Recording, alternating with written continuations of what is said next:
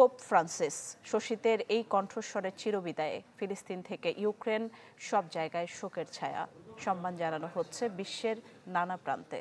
স্থানীয় সময় শনিবার সকালে হবে তার অন্ত্যেষ্টিক্রিয়া। শেষ ইচ্ছা অনুযায়ী তাকে রোমের ব্যাসিলিকায় সমাহিত করা হবে। নিশ্চিন্তে খান স্বাস্থ্যকর অল টাইম পান। All time healthy life.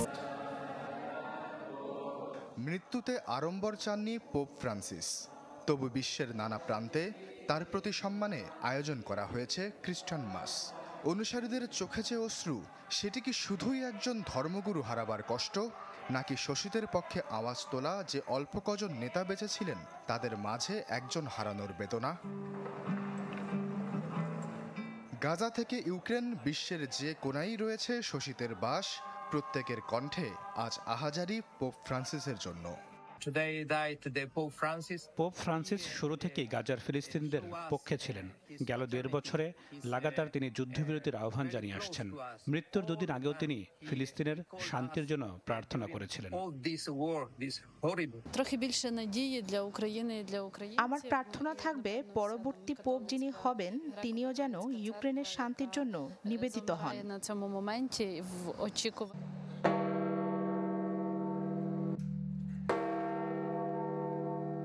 এদিকে ভ্যাটিকানে ফ্রান্সিসের মৃত্যুর পর সবকটি প্রথা মেনে চলা হচ্ছে অক্ষরে অক্ষরে। ঘণ্টায় বাজানো হয় শোকের ধ্বনি, অর্ধনমিত রাখা হয় জাতীয় পতাকা। এরই মাঝে বন্ধ করা হয় পুরনো সেই চেম্বার। ক্যামারলেঙ্গোর উপস্থিতিতে সিলগালা করা হয় পোপ ফ্রান্সিসের বাসভবন। ভেঙে ফেলা হয় পোপের আঙ্গুলে শোভা পেত যে ফিশারম্যানস রিং। এক বিবৃতিতে ভ্যাটিকান কর্তৃপক্ষ জানায়, মস্তিষ্কে রক্তক্ষরণ ও হৃদরোগে মৃত্যু হয় পোপের।